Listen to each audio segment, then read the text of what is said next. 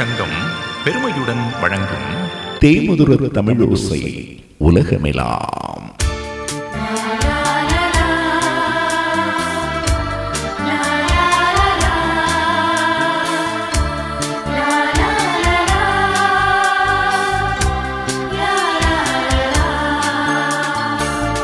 வணக்கம் அன்பு உள்ளங்களே.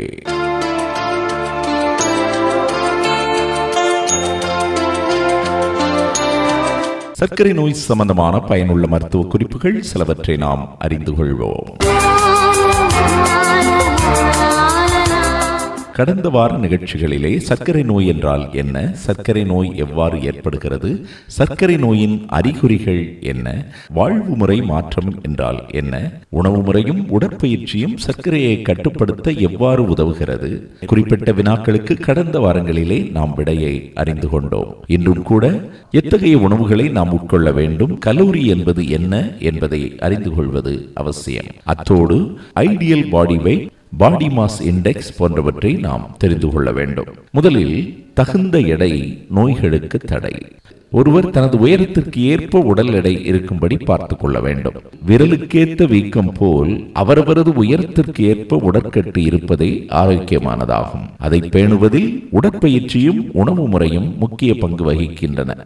IBW என்றால் என்ன என்று தெரிந்து கொள்வோம். IBW என்பது ஐடியல் பாடி வெயிட், அதாவது ஒரு நபர் இருக்க வேண்டிய எடையை குறிப்பதே ஐடியல் பாடி வெயிட். உங்கள் உயரத்திற்கேற்ப நீங்கள் எவ்வளவு எடை இருக்க வேண்டும் என்பதை எவ்வாறு கணக்கிடுவது? உங்கள் உயரத்தை முதலில் கணக்கிட்டுக் கொள்ளுங்கள். அதிலிருந்து 100 கழித்தால் வரும் விடையே நீங்கள் இருக்க வேண்டிய எடை, அதாவது உங்கள் ஐடியல் பாடி வெயிட். உதாரணமாக உங்கள் உயரம் 160 சென்டிமீட்டர் எனில் 160 மைனஸ் 100 ஈக்குவல் டு 60 ஆகும். உங்கள் ஐடியல் பாடி வெயிட் 60 கிலோகிராம் ஆகும். BMI என்பது என்ன, அதை எவ்வாறு கணக்கிடுவது? BMI என்பது பாடி மாஸ் இண்டெக்ஸ் எனப்படும். BMI கணக்கிட உயரமும் எடையும் அவசியம். உடல் எடை கிலோகிராமில் எடுத்துக்கொண்டு அதை உயரம் மீட்டர் ஸ்கொயரால் வகுத்து வருவதுதான் BMI. BMI ஈக்குவல் டு எடை கிலோவில் பை உயரம் மீட்டரில் இன்று உயரம் மீட்டரில். உதாரணமாக ஒருவரது எடை 64 கிலோ என்று வைத்துக் கொள்வோம். உயரம் 160 சென்டிமீட்டர், அதாவது 1.6 மீட்டர் என கொண்டால் BMI equal to 64 divided by 1.6 into 1.6, வரக்கூடிய விடை 25. ஆக பாடி மாஸ் இண்டெக்ஸ் 25 ஆகும்.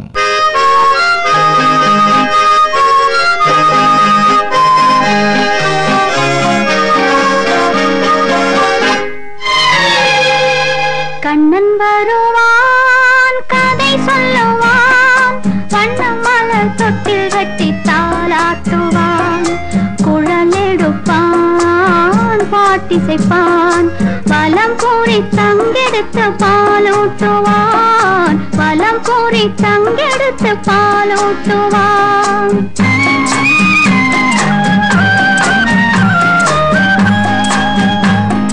கண்ணன் வருவான், கதை சொல்லுவான், வண்ணம் மலர் தொட்டில் கட்டி தாலாட்டுவான், குழல் எடுப்பான், பாட்டிசைப்பான், வலம் கூறி தங்கெடுத்து பாலூட்டுவான், வலம் கூறி தங்கெடுத்து பாலூட்டுவான்.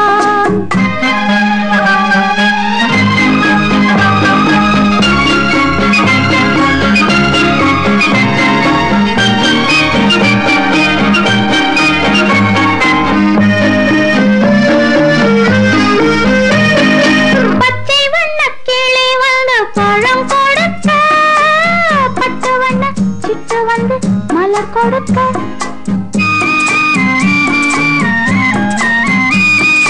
பச்சை வண்ண கிளி வந்து பழம் கொடுக்க, பட்டு வண்ண சிட்டு வந்து மலர் கொடுக்க, கண்ணங்கரு காக்கை வந்து மை கொடுக்க, கண்ணன் மட்டும் கன்னத்திலே முத்தம் கொடுக்க, முத்தம் கொடுக்க, முத்தம் கொடுக்க, தத்தி தத்தி நடக்கையில் மயில் போலே திக்கி திக்கி பேசுகையில் குயில் போலே கொஞ்சி கொஞ்சி எடுக்கையில் கொடி போலே அஞ்சி அஞ்சி விழுவாய் மடி மேலே ஆரிரோ ஆரிராரிராரிராரிராரோ ஆரிரோ ஆரிராரிராரிராரிராரிரோ ஆரிராரிராரிராரிராரோ ஆரிராரிராரிராரிராரோ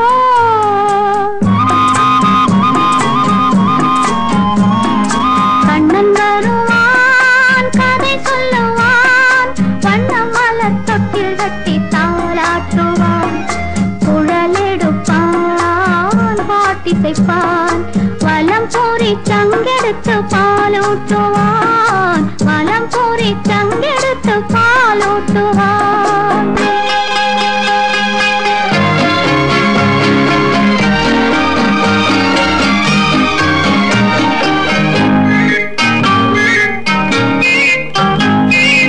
உனக்கென்றும் எனக்கென்றும் உறவு வைத்தான் இருவரின் கணக்கிலும் வரவு வைத்தான்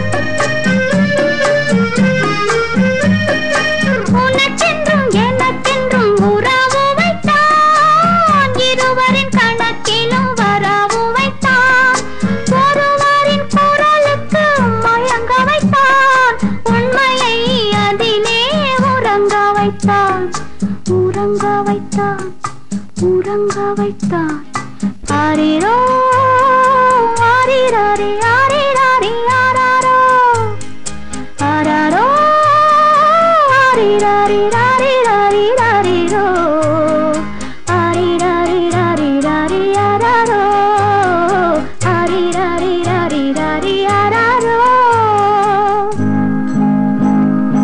கண்ணன் வருவான் கதை சொல்லுவான் வண்ண மலர் தொட்டு கட்டி தாலாட்டுவான் குழலெடுப்பான் பாட்டிசைப்பான் வலம் பூரி சங்கெடுத்து பாலூட்டுவான் வலம் பூரி சங்கெடுத்து பாலூட்டுவான் ஒருவர் சரியான எடையுடன் இருக்கிறாரா, அதிக எடையுடன் இருக்கிறாரா, குறைந்த எடையுடன் இருக்கிறாரா, குண்டாக இருக்கிறாரா என்பதை தெளிவாக அறிந்து கொள்ள பாடி மாஸ் இண்டெக்ஸ் அதாவது BMI உதவுகிறது.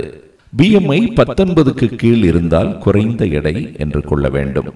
BMI 20 முதல் 25 வரை இருந்தால் சரியான எடை என்று கொள்ள வேண்டும்.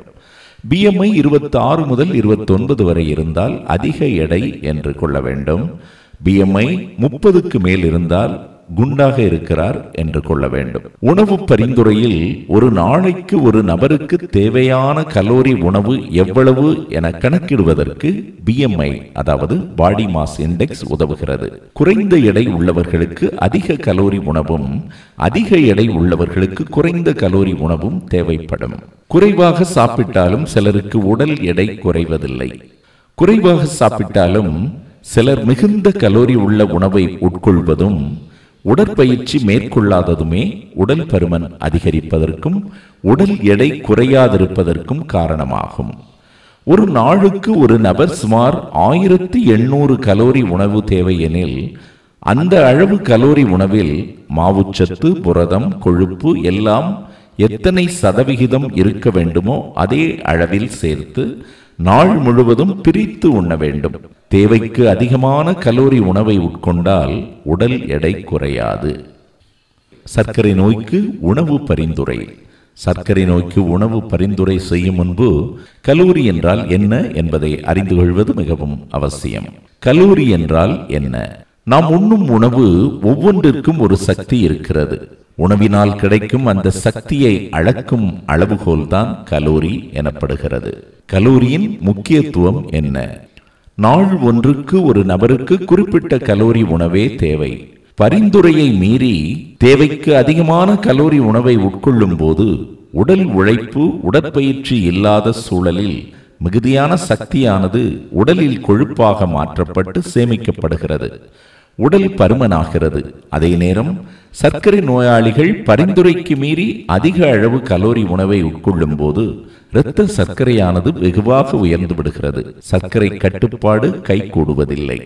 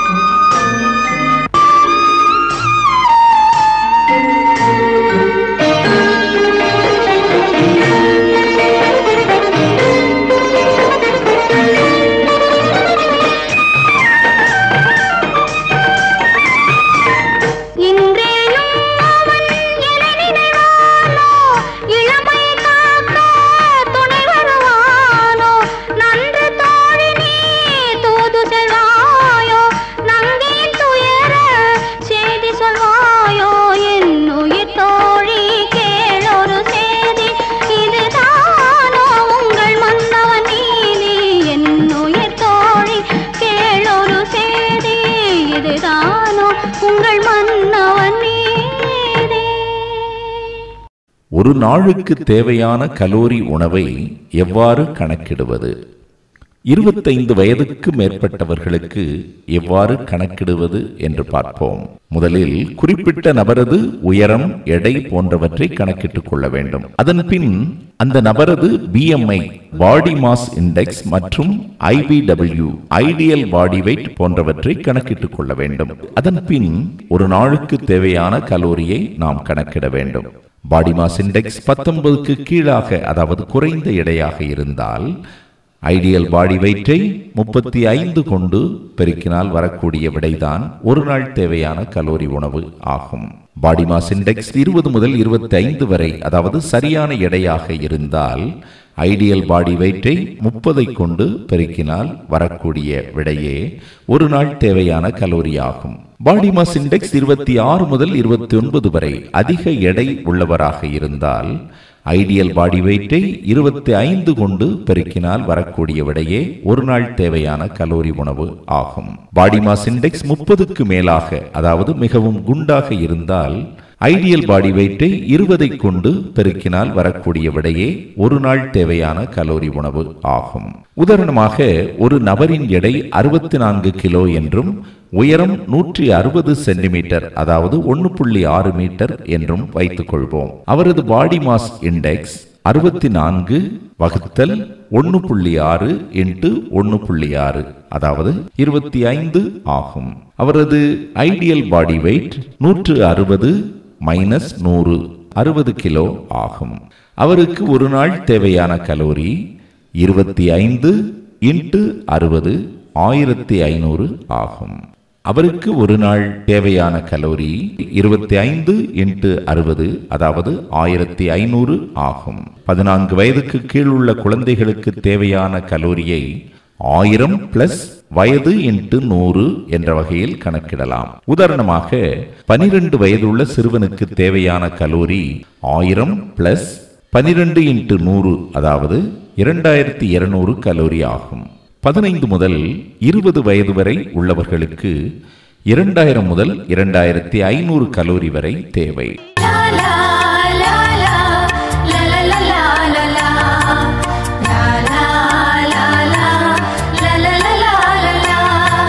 நீங்கள் கேட்டு ரசித்துக் கொண்டிருப்பது தேமதுர தமிழோசை நிகழ்ச்சியை உங்களுக்காக வழங்கிக் கொண்டிருப்பவர் உங்கள் அன்பின் டாக்டர் ஆர் மரியசெல்வம்.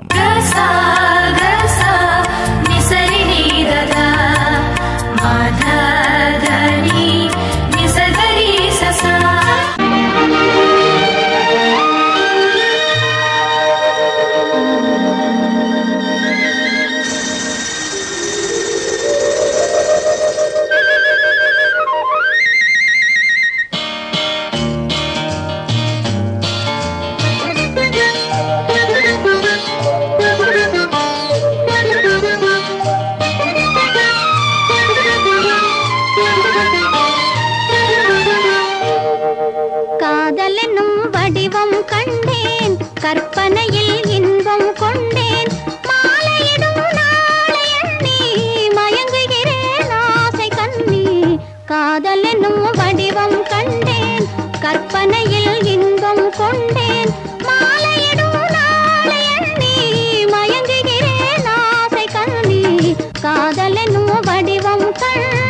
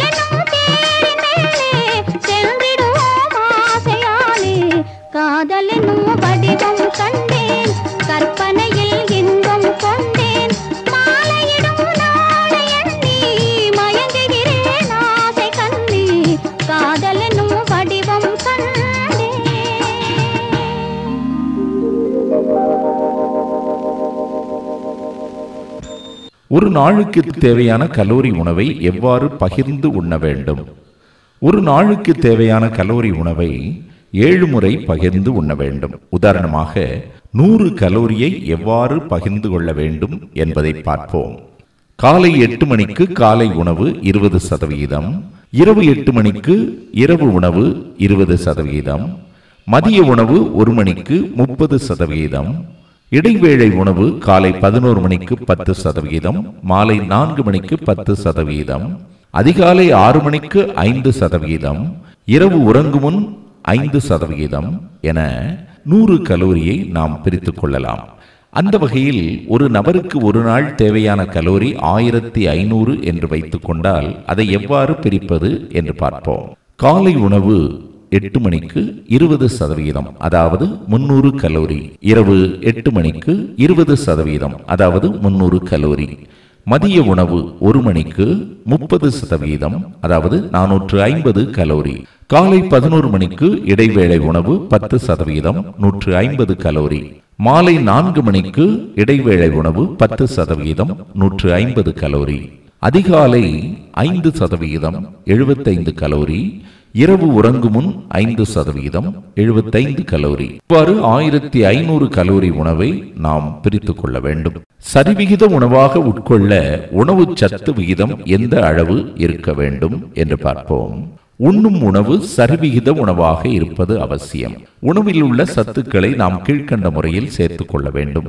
நாள் ஒன்றுக்கு காய்கறிகள் 1/2 கிலோ, பழங்கள் 1/4 கிலோ, தண்ணீர் 2 முதல் 3 லிட்டர், மாவுச்சத்து 60 முதல் 70%, புரதச்சத்து 15 முதல் 20%, கொழுப்புச்சத்து 15 முதல் 20%.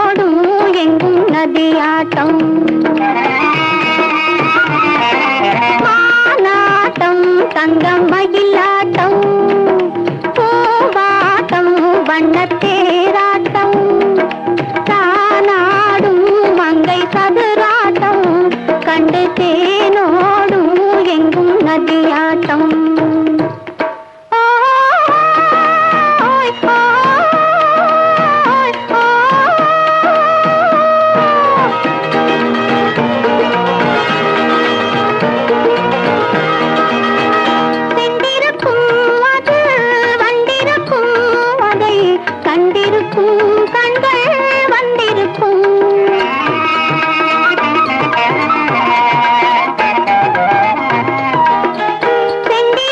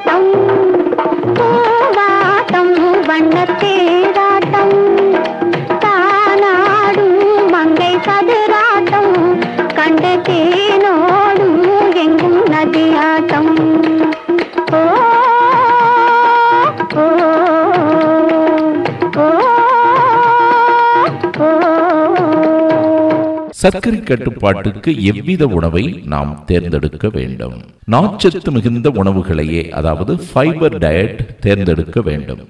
இதனை நமது இறப்பை எளிதாக ஜீரணிக்க முடியாது. மேலும் இவை உணவுப் பொருட்கள் மீது உறைபோல் படிந்து சர்க்கரை மற்றும் கொழுப்பு சத்துக்கள் குடல் வழியே எளிதில் உறிஞ்சப்படுவதை தடுக்கிறது. உணவுப் பொருட்கள் சில ஒரே அளவு கலோரி கொண்டவையாக இருந்த போதும் இரத்த சர்க்கரையின் அளவை உயர்த்துவதில் அவற்றுள் ஒன்றுக்கொன்று வேறுபாடு காணப்படுவது ஏன்? உணவுப் பொருட்களில் உள்ள நார்ச்சத்து மற்றும் அவை ஜீரணிக்கப்படும் தன்மை போன்றவை இரத்த சர்க்கரையின் அளவை நிர்ணயிப்பதில் மிக முக்கிய பங்கு வகிக்கின்றன.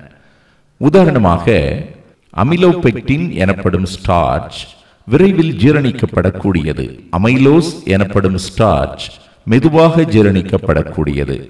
உணவுப் பொருட்களில் அமைலோஸ் அதிகமாக இருக்கும் பட்சத்தில் அவை ஜீரணிக்கப்படுவதில் மிகுந்த காலதாமதம் ஆகிறது.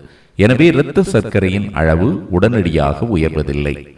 அந்த வகையில் கொண்டைக்கடலையில் 33%, கோதுமையில் 25%, உருளைக்கிழங்கில் 23%, அரிசியில் 15% என்ற அளவு அமைலோஸ் இருக்கின்றது.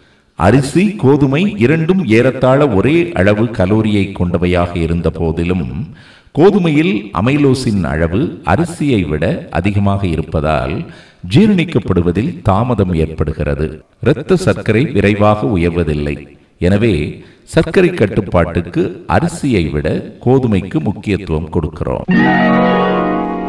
வசந்தத்தில் ஓர் நாள் மணவரை ஓரம்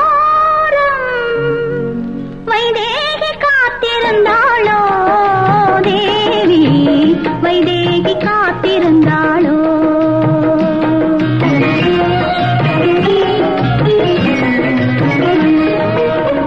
வசந்தத்தில் ஓர் நாள் மணவரை ஓரம் வைதேகி காத்திருந்தாளோ, தேவி வைதேகி காத்திருந்தாளோ. தேவி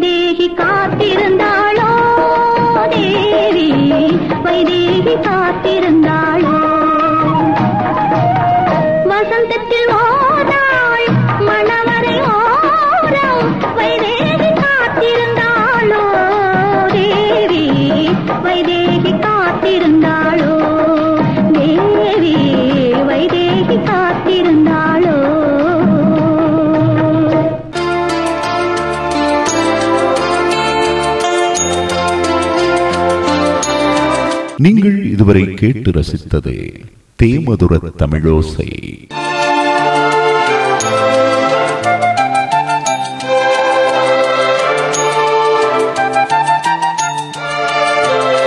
இன்று தகுந்த எடை நோய்களுக்கு தடை ஏன் என்றும், ideal body weight, body mass index, calorie என்பது என்ன, ஒரு நாளுக்கு தேவையான உணவை எவ்வாறு நாம் கணக்கிட வேண்டும் என்றும் பார்த்தோம். சர்க்கரை நோய்க்கு முறையாக நாம் மேற்கொள்ள வேண்டிய இரத்த பரிசோதனைகள் எவை, இரத்த கொழுப்பினை கண்டறிய உதவும் பரிசோதனைகள் எவை என்று அடுத்த நிகழ்ச்சியிலே அறிந்து கொள்ளலாம். மற்றும் ஒரு நிகழ்ச்சியில் அன்பு உள்ளங்கள் அனைவரையும் சந்திக்கும் வரை அனைவருக்கும் அன்பு வணக்கம் கூறி விடைபெறுபவர் உங்கள் அன்பின் டாக்டர் ஆர் மரிய செல்வம். வணக்கம் அன்பு உள்ளங்களே.